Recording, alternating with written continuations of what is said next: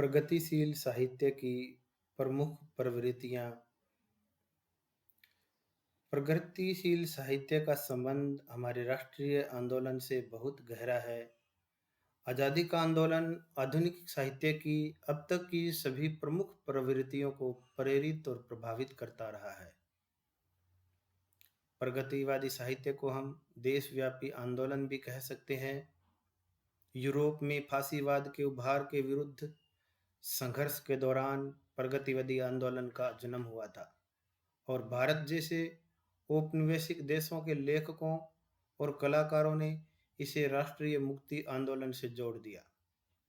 इस आंदोलन के पीछे मार्क्सवादी विचारधारा की शक्ति और सोवियत संघ के निर्माण की ताकत भी लगी हुई थी।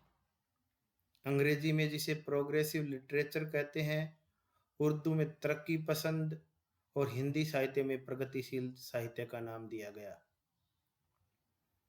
हिंदी में प्रगतिशील के साथ साथ इसे प्रगतिवाद के नाम से भी जाना जाता है। गैर प्रगतिशील लेखकों ने उस साहित्य को जो मार्क्सवादी सौंदर्य शास्त्र के अनुसार लिखा गया है, प्रगतिवादी साहित्य नाम दिया है। 1942 ईस्वी तक के विशेष प्रकार की काव्यधारा प्रचलित रही, जिसे बाद में प्रगतिवाद का नाम दिया गया। प्रगति का शाब्दिक अर्थ है गति, उच्च गति, उन्नति। इस साहित्य के विषय में प्राय सभी ने इस अवधारणा को स्वीकार किया है कि प्रगतिवादी साहित्य मार्क्सवादी चिंतन से प्रेरित समाज उन्मुख साहित्य है, जो पूंजीवादी शोषण और अन्याय के विरुद्ध विद्रोह जगाकर वर्गहीन समाज की स्थापना में विश्वास रखता है। पूंजीपतियों के विरुद्ध विद्रोह और क्रांति की प्रेरणा फूंकना, ईश्वर धर्म के प्रति विद्रोह, करुणा, यथार्थ उन्मुखता, श्रेष्ठ श्रमनिष्ठा और अभिव्यक्ति की सादगी और सार्थकता प्रगतिवादी साहित्य की प्रमुख विशेषताएं हैं। प्रगतिवादी काव्य के प्रेरणा स्रोत। प्रगतिवाद का समय एकाएक आरंभ नहीं हुआ, बल्कि यहाँ छायावाद का पतन और प्रगतिशीलता का समारंभ एक साथ हुआ।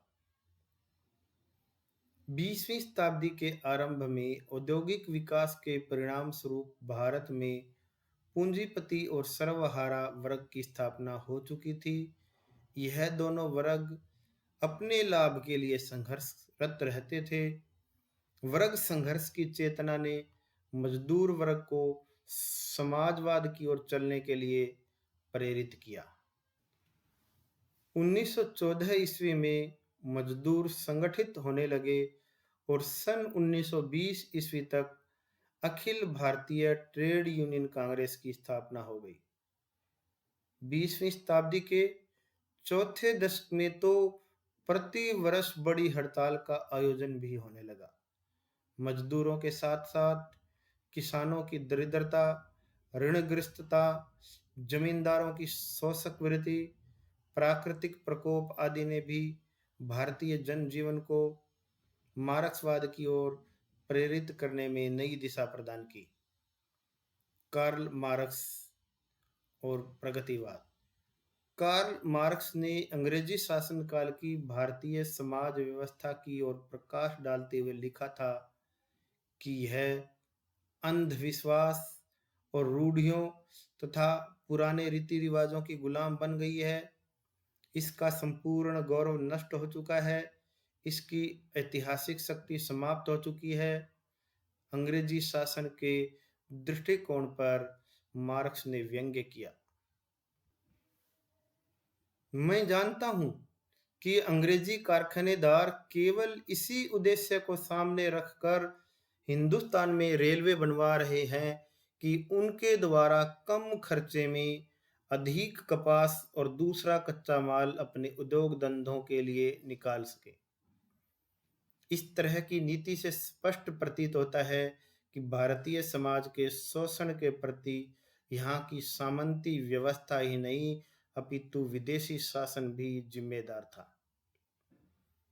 पूंजीवादी वर्ग और विदेशी सरकार दोनों ने इस देश की अनपढ़, रुचिग्रस्त एवं दीनहीन जनता को दोनों हाथों से लूटने का भरसक प्रयास किया। पूंजीवाद के प्रभाव से भूखे मजदूर संघर्ष के लिए तैयार हो चुके थे। वह एक ध्वज के नीचे आजादी का नारा लगाने लगे। तो दूसरी ओर पूंजीवादी व्यवस्था का अंत करने के लिए कृत संकल्पित हो गए। मार्क्सवादी सिद्धांतों के अनुसार समाजवादी मूल्यों की अभिव्यक्ति साहित्य के माध्यम से स्वीकार कर ली गई थी। तो इस प्रगतिशील साहित्य को प्रगतिवादी साहित्य कहा जाने लगा। डॉक्टर बच्चन सिंह ने कहा है, सत्य जान पड़ता है कि इसमें संदेह नहीं कि यह मार्क्सवाद के द्वंद्वात्मक भौतिकवाद से प्रभावित ही नहीं बल्कि उस पर भी आधारित है। मुंशी प्रेमचंद जी ने सन 1936 ईस्वी में भारतीय प्रगतिशील लेखक संघ के लखनऊ अधिवेशन में अपने अध्यक्षीय भाषण में साहित्य के उद्देश्य को इस प्रकार रेखांकित किया। हम साहित्य को केवल मनोरंजन और विलासिता की वस्तु नहीं समझते। हमारी कसौटी पर केवल वही साहित्य खरा उतरेगा जिसने उच्च चिंतन को, स्वाधीनता का भाव, सौंदर्य का सार हो, सृजन की आत्मा हो, जीवन की सच्चाइयों का प्रकाश हो, जो इसमें गति, संघर्ष और बेचैनी पैदा करें, सुलहाएं नहीं, क्योंकि अब ज्यादा सोना मृत्यु का लक्षण है। शिवदान सिंह चौहान जी इस संदर्भ में लिखते हैं, प्रगतिवादी साहित्य की धारा ही नहीं, साहित्य का दृष्टिकोण भी मार्क्सवादी है। प्रकाश चंद्र गुप्त ने हिंदी काव्य को ही प्रगतिशील मानकर उसका विवेचन करते हुए मानते हैं, भारतेंदु ने प्रगतिशीलता की परंपरा में राष्ट्रीयता और यथार्थवाद जोड़े। इसी भूमि पर आधुनिक प्रगतिवाद की इमारत खड़ी हुई। द्विवेदी युग के राष्ट्रीय कवियों ने इस परंपरा को विकसित किया और छायावाद ने इसको रूप रंग से पुष्ट किया। डॉक्टर नगेंद्र ने मार्क्सवाद का साहित्यकरण प्रगतिवाद माना है। कुछ विद्वानों ने प्रगतिवादी काव्यधारा में कविता के प्राण तत्व का लोप माना है। डॉक्टर रामदरस मिश्र की स्पष्ट धारणा है कि यह नाम प्रगतिवाद उस काव्यधारा का है जो मार्क्सवादी दर्शन के आलोक में सामाजिक चेतना और भावबोध को अपना लक्ष्य बनाकर चली। प्रगतिवादी साहित्य की प्रमुख प्रवृत्तियां। प्रगतिवादी काव्य की विशेषताओं, प्रवृत्तियों का प्रयास सभी ने थोड़ा सा शाब्दिक फेरबदल कर किया है। जो वाद या कविता धारा एक बार पहचान बना लेती है, अर्थात एक बार प्रवृत्तियां निर्दिष्ट होने पर सभी उन्हीं का उल्लेख नहीं अपने काव्य इतिहास ग्रंथों में करते हैं। अतः प्रगतिवाद की विशेषताओं में यदि मित्र कहानी समीक्षक मौलिकता का दंभ मानते हैं, कम से कम उन्हें निरालापन तथा मुक्ति बोध संबंधी वक्तव्य तो पढ़ लेना चाहिए। प्रगतिवादी कविता की पूर्व प्रचलित विशेषताओं का विभाजन निम्नलिखित शीर्षकों के अंतर्गत किया जा सकता है।